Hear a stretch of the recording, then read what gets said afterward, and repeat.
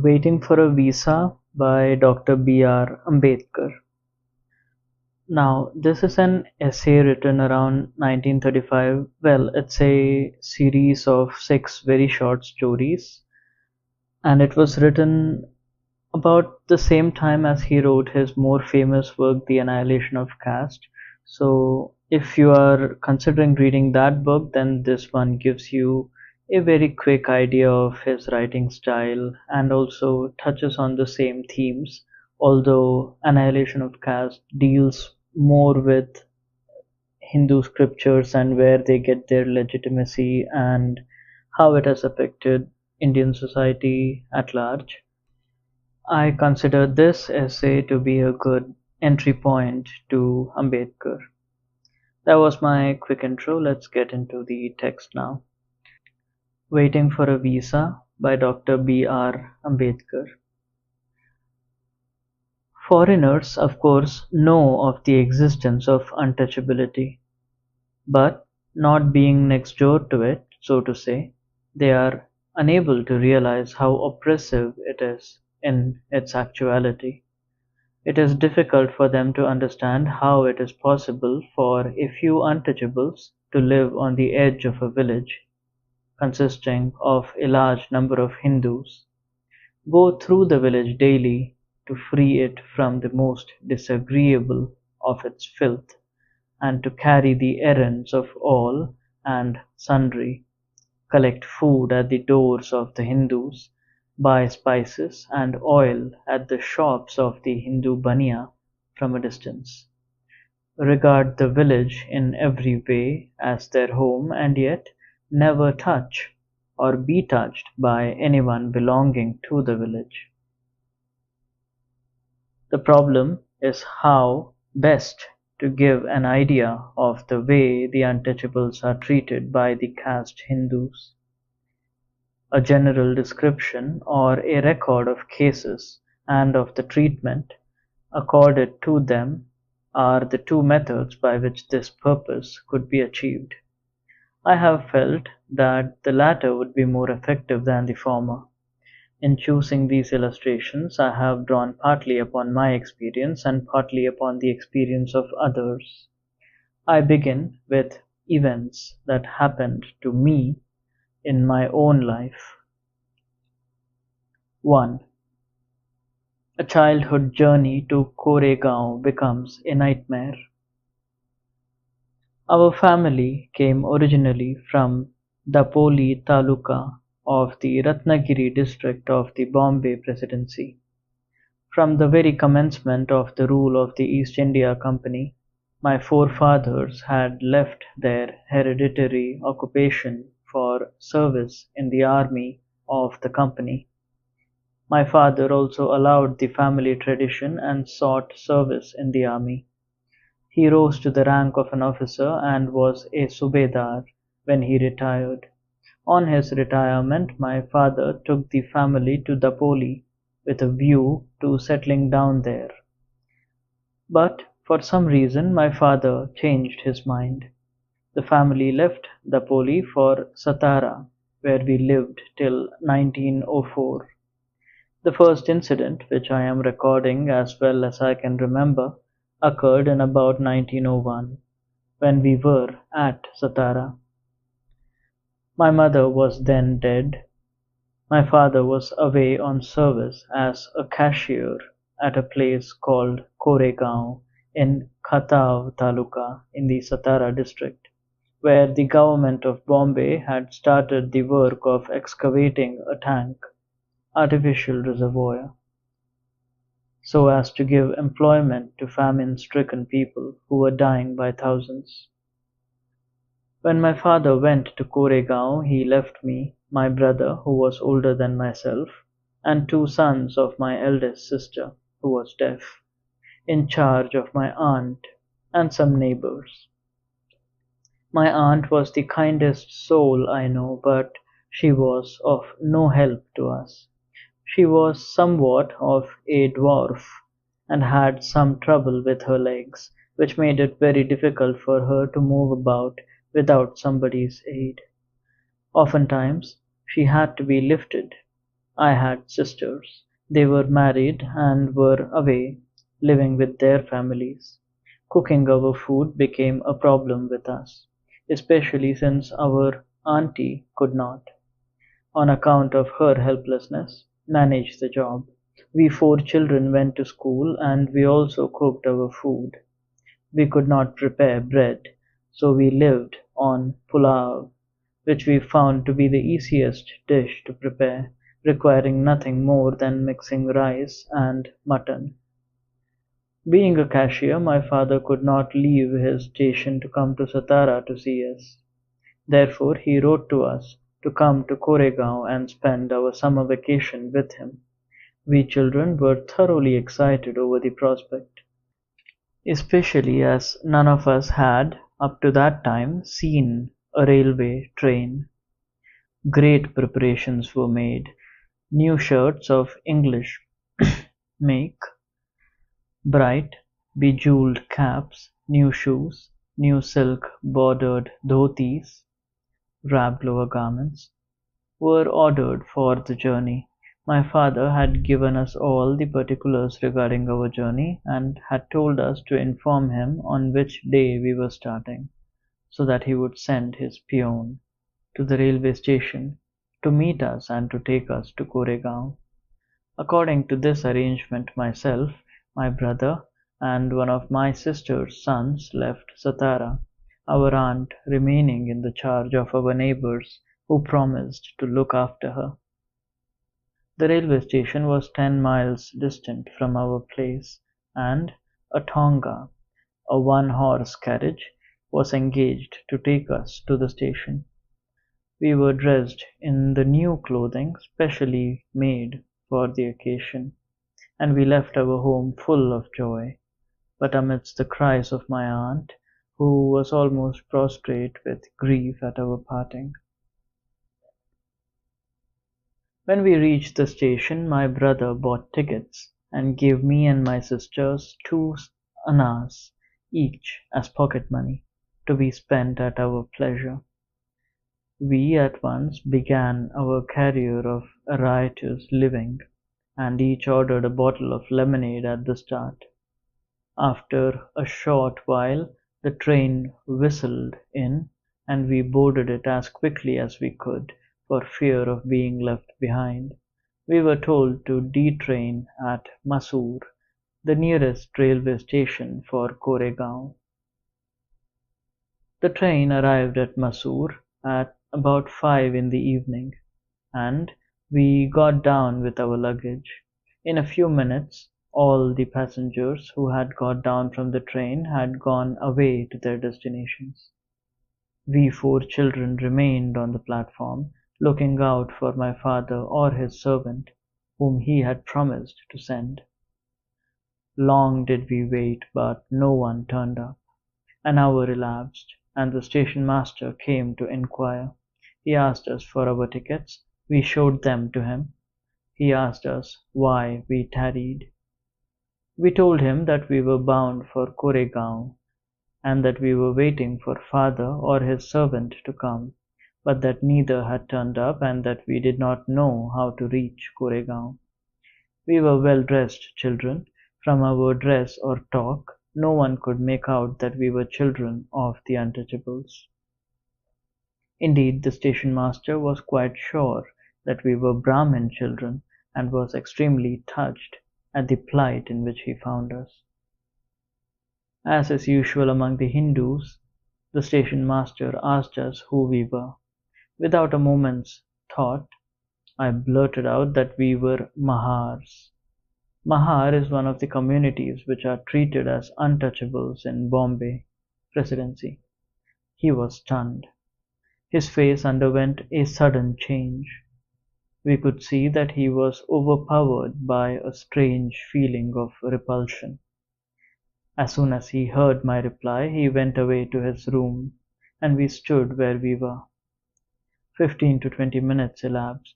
The sun was almost setting. Our father had not turned up, nor had he sent his servant, and now the station master had also left us. We were quite bewildered, and the joy and happiness which we had felt at the beginning of the journey gave way to a feeling of extreme sadness. After half an hour, the station master returned and asked us what we proposed to do. We said that if we could get a bullock cart on hire, we could go to Koregaon, and if it was not very far, we would like to start straight away. There were many bullock carts plying for hire, but my reply to the station master that we were Mahars had gone round among the cartmen, and not one of them was prepared to suffer being polluted, and to demean himself, carrying passengers of the untouchable classes. We were prepared to pay double the fare, but we found that money did not work. The station master, who was negotiating on our behalf, stood silent, not knowing what to do. Suddenly a thought seemed to have entered his head, and he asked us, "Can you drive that cart?" Feeling that he was finding out a solution of our difficulty, we shouted, "Yes, we can." With the answer, he went and proposed on our behalf that we were to pay the cartman double the fare and drive the cart, and that he should walk on foot along with the cart on our journey. One cartman agreed, since it gave him an opportunity to earn his fare and also saved him from being polluted. It was about 6:30 p.m. when we were ready to start, but we were anxious not to leave the station until we were assured that we would reach Koregaon before it was dark. We therefore questioned the cartman about the distance and the time he would take to reach Koregaon. He assured us that it would not be more than 3 hours. Believing in his word, we put our luggage in the cart, thanked the station master, and got into the cart. One of us took the reins, and the cart started, with the man walking by our side. Not very far from the station there flowed a river. It was quite dry, except at places where there were small pools of water. The owner of the cart proposed that we should halt there and have our meal, as we might not get water on our way. We agreed. He asked us to give a part of his fare to enable him to go to the village and give his meal. My brother gave him some money and he left, promising to return soon. We were very hungry, and were glad to have had an opportunity to have a bite. My auntie had pressed our neighbors' womenfolk into service, and had got some nice preparation of food for us to take on our way. We opened the tiffin basket, lunch box, and started eating. We needed water to wash things down. One of us went to the pool of water in the river basin nearby, but the water really was no water. It was thick with mud and urine and excreta of the cows and buffaloes and other cattle who went to the pool for drinking. In fact, the water was not intended for human use. At any rate, the stink of the water was so strong we could not drink it. We had therefore to close our meal before we were satisfied, and wait for the arrival of the cartman. He did not come for a long time, and all that we could do was to look for him in all directions. Ultimately he came, and we started on our journey. For some 4 or 5 miles we drove the cart and he walked on foot. Then he suddenly jumped into the cart and took the reins from our hand. We thought this to be rather strange conduct on the part of a man who had refused to let the cart on hire for fear of pollution, to have set aside all his religious scruples, and to have consented to sit with us in the same cart. But we dared not ask him any questions on the point. We were anxious to reach Koregaon, our destination, as quickly as possible, and for some time we were interested in the movement of the cart only. But soon There was darkness all around us. There were no street lights to relieve the darkness. There were no men or women, or even cattle passing by, to make us feel that we were in their midst. We became fearful of the loneliness which surrounded us. Our anxiety was growing. We mustered all the courage we possessed. We had travelled far from Masur. It was more than 3 hours, but there was no sign of Koregaon. There arose a strange thought within us. We suspected that the cartman intended treachery, and that he was taking us to some lonely spot to kill us. We had lot of gold ornaments on us, and that helped to strengthen our suspicions. We started asking him how far Koregaon was, and why we were so late in reaching it. He kept on saying, "It is not very far, we shall reach soon." It was about 10 at night, when, finding that there was no trace of Koregaon, we children started crying and abusing the cartman. Our lamentations and wailings continued for a long time. The cartman made no reply. Suddenly we saw a light burning at some distance. The cartman said, "Do you see that light? That is a light of the toll collector. We will rest there for the night." We felt some relief and stopped crying. The light was distant, and we could never seem to reach it. It took us 2 hours to reach the toll collector's hut. The interval increased our anxiety, and we kept on asking the cartman all sorts of questions as to why there was a delay in reaching the place, whether we were going on the right road, etc. Ultimately, by midnight, the cart reached the toll collector's hut. It was situated at the foot of a hill, but on the other side of the hill. When we arrived, we saw a large number of bullock carts there, all resting for the night. We were extremely hungry and wanted very much to eat, but again there was the question of water. So we asked our driver whether it was possible to get water. He warned us that the toll collector was a Hindu, and that there was no possibility of our getting water if we spoke the truth, and said that we were Mahars. He said, "Say you are Mohammedans and try your luck." On his advice, I went to the toll collector's hut and asked him if he would give us some water. "Who are you?" he inquired. I replied that we were Mussalmans. I conversed with him in Urdu, which I knew very well, so as to leave no doubt that I was a real Mussulman. But the trick did not work, and his reply was very curt. "Who has kept water for you? There is water on the hill, if you want to go and get it. I have none." With this he dismissed me. I returned to the cart and conveyed to my brother his reply. I don't know what my brother felt.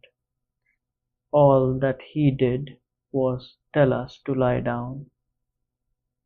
The bullocks had been unyoked, and the cart was placed sloping down on the ground. We spread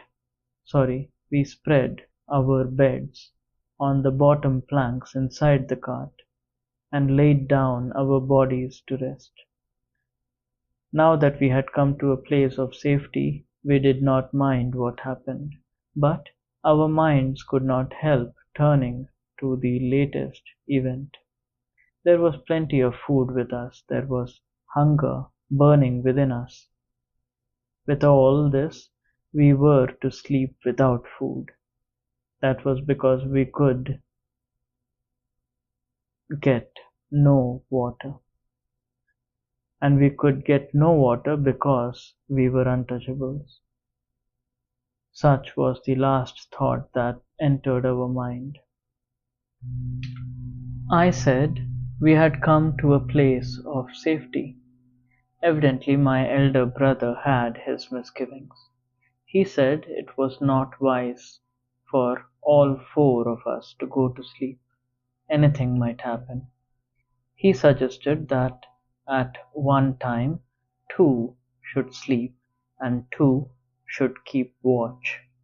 So we spent the night at the foot of that hill. Early at 5 in the morning our cartman came and suggested that we should start for Koregaon. We flatly refused. We told him that we would not move until 8 o'clock. We did not want to take any chances. He said nothing. So we left at 8 and reached Koregaon at 11. My father was surprised to see us and said that he had received no information of our coming. We protested that we had given intimation. He denied the fact. Subsequently, it was discovered that the fault was that of my father's servant. He had received our letter, but had failed to give it to my father. This incident has a very important place in my life. I was a boy of 9 when it happened, but it has left an indelible impression on my mind. Before this incident occurred, I knew that I was an untouchable, and that untouchables were subjected to certain indignities and discriminations. For instance, I knew that in the school I could not sit in the midst of my classmates according to my rank in class performance, but that I was to sit in a corner by myself. I knew that in the school I was to have a separate piece of gunny cloth for me to squat on in the classroom, and the servant employed to clean the school would not touch the gunny cloth used by me. I was required to carry the gunny cloth home in the evening and bring it back the next day. While in the school I knew that children of the touchable classes, when they felt thirsty, could go out to the water tap, open it, and quench their thirst. All that was necessary was the permission of the teacher, but my position was separate. I could not touch the tap, and unless it was opened for it by a touchable person, it was not possible for me to quench my thirst. In my case, the permission of the teacher was not enough. The presence of the school peon was necessary, for he was the only person whom the class teacher could use for such a purpose. If the peon was not available, I had to go without water. The situation can be summed up in the statement, no peon, no water. At home, I knew that the work of washing clothes was done by my sisters. Not that there were no washermen in Satara, not that we could not afford to pay the washermen. Washing was done by my sisters because we were untouchables, and no washerman would wash the clothes of an untouchable. The work of cutting our hair or shaving the boys, including myself, was done by my elder sister, who had become quite an expert barber by practicing the art on us. Not that there were no barbers in Satara, and not that we could not afford to pay the barber. The work of shaving and cutting hair was done by my sister because we were untouchables, and no barber would consent to shave an untouchable. All this I knew, but this incident gave me a shock such as I had never received before, and it made me think about untouchability, which, before this incident happened, was with me a matter of course. as it was with many touchables as well as the untouchables. 2. Back from the West and unable to find lodging in Baroda. In 1916 I returned to India. I had been sent to America by His Highness the Maharaja of Baroda for higher education. I studied at Columbia University in New York from 1913 to 1917. In 1917 I came to London and joined the postgraduate department of the School of Economics of the University of London. In 1918 I was obliged to return to India without completing my studies. Since I had been educated by the Baroda state, I was bound to serve the state. Note: the dates here appear to be a bit confused. Accordingly, on my arrival I straightway went to Baroda. The reasons why I left Baroda service are quite irrelevant to my present purpose. I do not therefore wish to enter into them. I am only concerned with my social experiences in Baroda, and I will confine myself to describing them.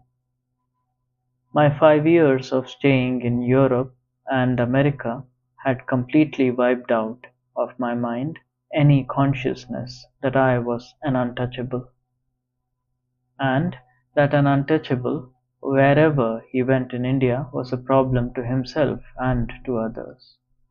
But when I came out of the station my mind was considerably disturbed by a question: where to go? Who will take me? I felt deeply agitated. Hindu hotels called Vishis, I knew there were. They would not take me. The only way of seeking accommodation therein was by impersonation. But I was not prepared for it, because I could well anticipate the dire consequences which were sure to follow if my identity was discovered, as it was sure to be. I had friends in Baroda who had come to America for study. Would they welcome me if I went? I could not assure myself. They may feel embarrassed at admitting an untouchable into their household. I stood under the roof of the station for some time, thinking where to go, what to do. It then struck me to inquire if there was any place in the camp. All the other passengers had by this time gone, I alone was left. Some hackney drivers, who had failed to pick up any passengers, were watching and waiting for me. I called one of them and asked him if he knew if there was a hotel in the camp. He said there was a Parsi inn, and that they took paying guests. Hearing that it was an inn maintained by Parsis, my heart was gladdened. The Parsis are followers of the Zoroastrian religion. There was no fear of my being treated by them as an untouchable, because their religion does not recognize untouchability. With a heart glad with hope and a mind free from fear, I put my luggage in a hackney carriage, and asked the driver to drive me to the Parsi inn in the camp.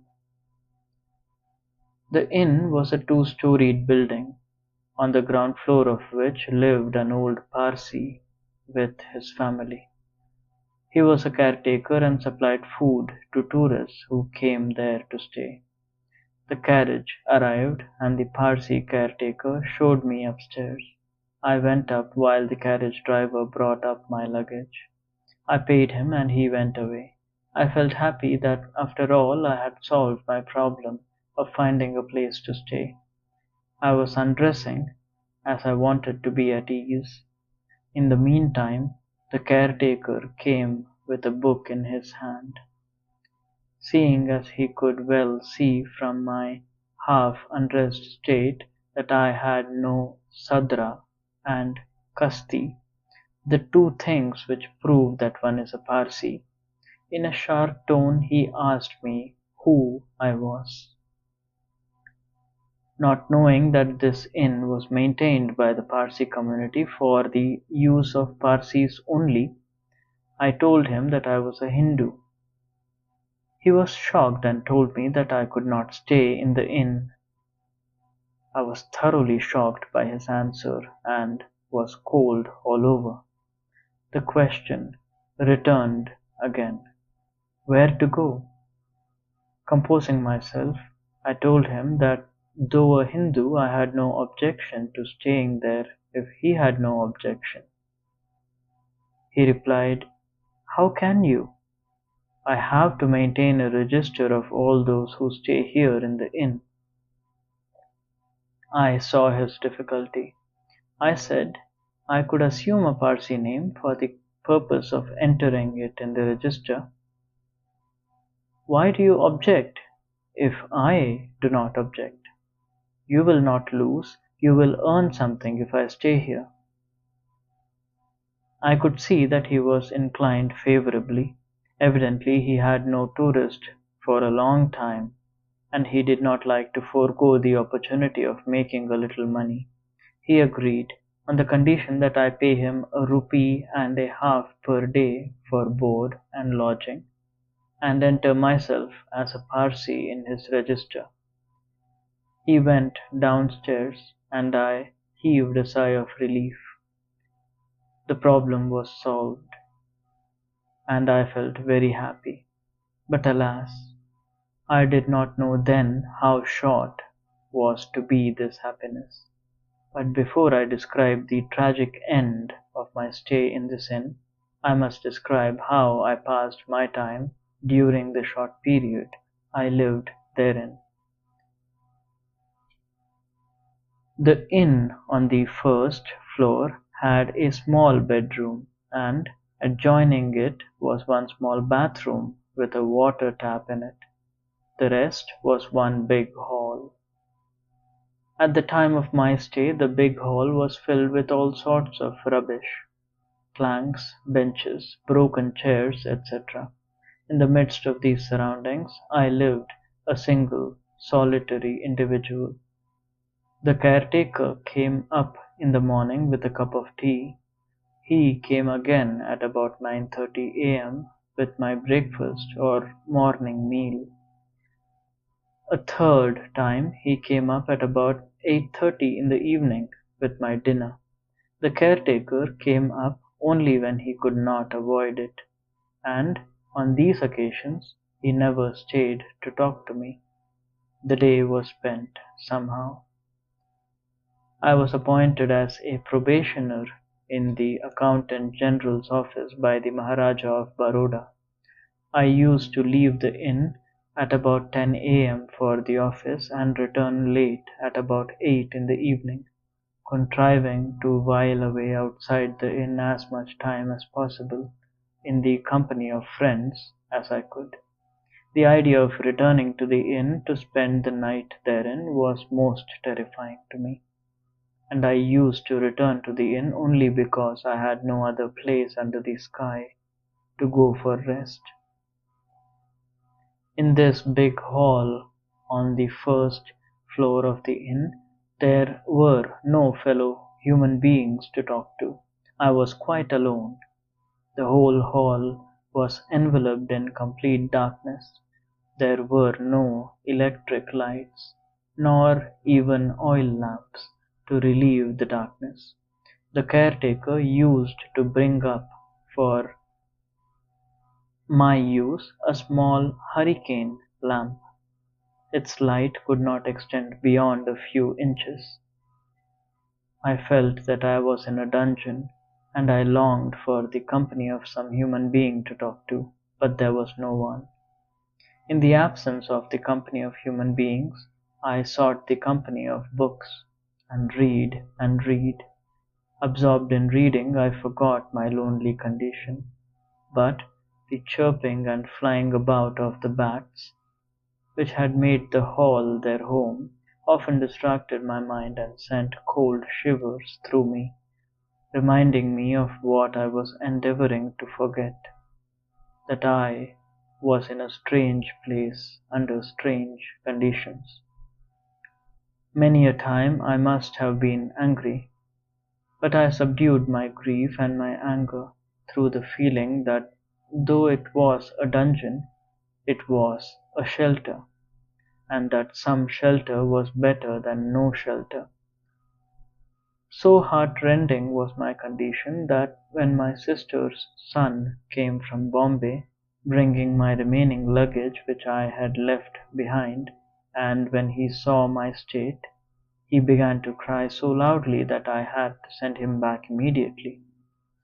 In this state I lived in the Parsee inn, impersonating a Parsee. I knew that I could not long continue this impersonation, as I would be discovered some day. I was therefore trying to get a state bungalow to stay in, but the Prime Minister did not look upon my request with the same urgency as I did. My petition went from officer to officer, and before I got the final reply, the day of my doom arrived. It was the 11th day of my stay in the inn. I had taken my morning meal and had dressed up, and was about to step out of my room to go to the office. As I was picking up some books which I had borrowed overnight for returning them to the library, I heard the footsteps of a considerable number of people coming up the staircase. I thought they were tourists who had come to stay, and was therefore looking out to see who these friends were. Instantly I saw a dozen angry-looking, tall, sturdy Parsees, each armed with a stick, coming towards my room. I realized that they were not fellow tourists. They gave proof of it immediately. They lined up in front of my room and fired a volley of questions. "Who are you? Why did you come here? How dare you take a Parsee name, you scoundrel? You have polluted the Parsee inn." I stood silent. I could give no answer. I could not persist in impersonation. It was in fact a fraud, and the fraud was discovered. And I am sure, if I had persisted in the game I was playing, I would have been assaulted by the mob of angry and fanatic Parsees, and probably doomed to death. My meekness and my silence averted this doom. One of them asked when I thought of vacating. At that time my shelter I prized more than my life. The threat implied in this question was a grave one. I therefore broke my silence and implored them to let me stay for a week at least, thinking that my application to the minister of a bungalow would be decided upon favourably in the meantime. But the Parsees were in no mood to listen. They issued an ultimatum. They must not find me in the inn in the evening. I must pack off. They held out dire consequences, and left. I was bewildered. My heart sank within me. I cursed all, and wept bitterly. After all, I was deprived of my precious possession, namely my shelter. It was no better than a prisoner's cell, but to me it was very precious. After the Parsees were gone, I sat for some time engaged in thinking, seeking to find a way out. I had hopes that I would soon get a state bungalow, and my troubles would be over. My problem was therefore a temporary problem, and I thought that going to friends would be a good solution. I had no friends among the untouchables of Baroda state, but I had friends among other classes. One was a Hindu, the other was an Indian Christian. I first went to my Hindu friend and told him what had befallen me. He was a noble soul and a great personal friend of mine. He was sad and also indignant. He, however, let fall one observation. He said, "If you come to my home, my servants will go." I took the hint and did not press him to accommodate me. I did not like to go to the Indian Christian friend. He had once invited me to go and stay with him, but I had declined, preferring to stay in the Parsi inn. My reason was that his habits were not congenial to mine. To go now would be to invite a rebuff. So I went to my office, but I could not really give up this chance of finding a shelter. On consulting a friend, I decided to go to him, the Indian Christian friend, and ask him if he would accommodate me. When I put the question, his reply was that his wife was coming to Baroda the next day and that he would have to consult her. I learned subsequently that it was a very diplomatic answer.